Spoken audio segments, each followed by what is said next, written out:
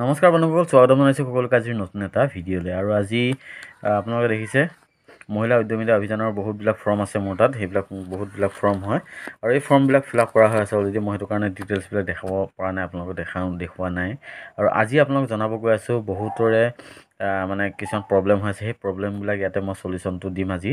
আৰু আপোনালোকক মই কৈছিলোঁ যে যিটো বেংকৰ IFSC কোডটো কেনেধৰণে উলিয়াব পাৰি আৰু আপোনালোকৰ ভোটাৰ আই ডি আপোনালোকৰ ভোটাৰ আই ডিৰ RD কাৰ্ডত যিবিলাক পলিং ষ্টেচন আছিলে সেইবিলাক চেঞ্জ কৰি দিছে। আপোনালোকে কেনেধৰণে এই নতুন আপোনাৰ পলিং ষ্টেচন নাম্বাৰটো আৰু নামটো উলিয়াব পাৰিব, সকলোখিনি এই ভিডিঅ'টো জনাম। ভিডিঅ'টো শেহলৈকে চাওক আৰু ভিডিঅ'টো চাই আপোনালোকে যদি কিবা ভুল হৈছে বা আপোনালোকৰ যদি কিবা প্ৰব্লেম আছে তেনেহ'লে আপোনালোকে মোক জনাওক, আপোনালোকৰ যাতে সেই প্ৰব্লেমখিনি মই ছল্ভ কৰিব পাৰোঁ। ঠিক আছে, ব'লক আজি ভিডিঅ'টো আমি আৰম্ভ কৰোঁ। আচ্ছা, পোনপ্ৰথমে মই আপোনালোকক দেখাব বিচাৰিছোঁ যিটো IFSC কোড। ঠিক আছে, IFSC কোডটো বহুতৰে ভুল আছে। বহুতৰে মানে কি হৈছে, আসাম গ্ৰামীণ বিকাশ বেংকৰ কি আছিলে আগতে এটা বেলেগ মানে IFSC কোড আছিলে আৰু এতিয়া নতুন এটা IFSC কোড আহিল, যিটো নেকি বহুতৰে তাত নাই আৰু কিছুমানে পুৰণা IFSC কোডটো লিখি দিছে। গতিকে মই আপোনালোকক সেইটো আজি লাইভ প্ৰুফ আপোনালোকক দেখাই দিম যে আপোনালোকে কেনেধৰণে সেই আপোনাৰ নতুন যিটো IFSC কোডটো আপোনালোকে কেনেধৰণেনো আপোনালোকে উলিয়াব পাৰিব। ঠিক আছে, আপোনালোক পোনপ্ৰথমে আপোনাৰ মোবাইলত ক্ৰম ব্ৰাউজাৰত যাব আৰু তাতে আপোনালোকে লিখি দিয়ক যিটো বেংকৰ আপোনালোকক লাগে সেই বেংকটোৰ ইয়াতে নামটো লিখি দিয়ক, আসাম গ্ৰামীণ। ইয়াতে চাওক, এতিয়া আহি গ'ল আসাম গ্ৰামীণ বিকাশ বেংক। ইয়াতে দেখিছে আপোনালোকে IFSC কোড। ঠিক আছে, ইয়াতে আপোনালোকে ক্লিক কৰি দিয়ক। ঠিক আছে, আৰু যেতিয়া ক্লিক কৰি দিব আপোনালোকে একো কৰিব নালাগে, আপোনালোকৰ সন্মুখত IFSC কোড আহি ৰেডি হৈ যাব। চাওক ইয়াতে PUNB0RRBAGB দেখিছেনে? আপোনালোকে চাওক, আপোনালোকৰ আগত মই দেখাই আছোঁ লাইভ, দেখিছেনে? আপোনালোকৰ কি হৈছে, পাঞ্জাৱ নেশ্যনেল বেংকে এই বেংকটো কিনাৰ কাৰণে ইয়াতে কি হৈছে, এতিয়া নতুনকৈ এই বেংকটোৰ IFSC কোডটো এইটোৱেই, ছেম সকলোৰে একেই।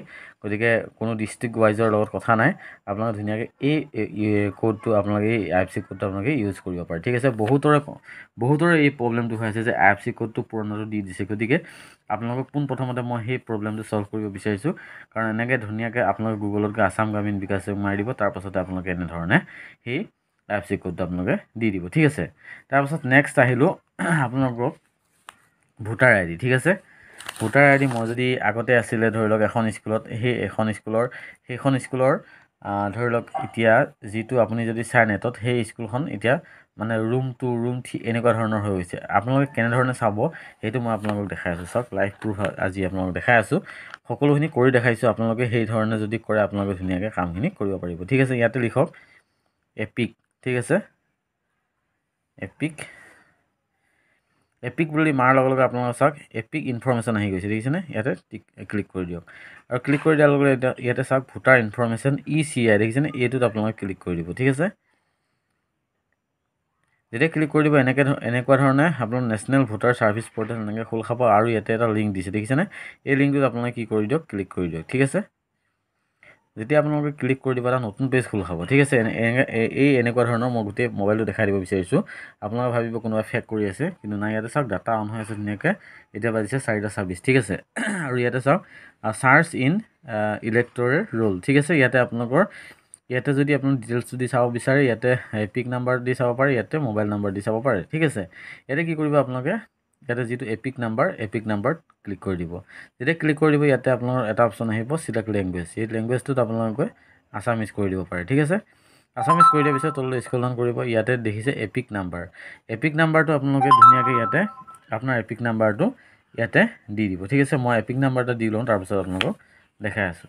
মই এপিক নাম্বাৰটো ইয়াতে দি দিলোঁ। দি দিয়াৰ পিছত আপোনালোকে চাওক ইয়াতে চিলেক্ট ইয়ৰ ষ্টেট। ঠিক আছে, ষ্টেটটো আপোনালোকে টিক কৰি দিয়ক আছাম, আৰু ইয়াতে চাওক তলত আপুনি এটা দেখিছে কেপচা। ঠিক আছে, এই কেপচাটো আপোনালোকে ইয়াতে কি কৰিব লাগিব, বহাই দিব লাগিব। ঠিক আছে, 7DV2XB। ঠিক আছে, আপোনালোকে ইয়াতে তাৰপাছত দেখিছে আপোনালোক চাৰ্চ অপশ্যন দেখিছে, ইয়াতে চাৰ্চ অপশ্যনটো আপোনালোকে ক্লিক কৰি দিয়ক। ঠিক আছে, ক্লিক কৰি দিয়াৰ লগে লগে আপোনালোকে ইয়াতে সন্মুখত ধুনীয়াকৈ আপোনালোকৰ নাম, আপোনালোকৰ ষ্টেট, আপোনালোকৰ ডিষ্ট্ৰিক্ট ধুনীয়াকৈ আপোনালোকে ইয়াতে দেখা পাব। আৰু ইয়াতে গৈ আপোনাৰ ধুনীয়াকৈ দেখা পাব পলিং ষ্টেচন, দেখিছেনে? পলিং ষ্টেচন ইয়াতে যিটো আপোনাৰ আছে, ইয়াতে মই ফৰ্মখনত দেখাব বিচাৰিছোঁ। চাওক ইয়াতে পলিং ষ্টেচন নেম দেখিছেনে?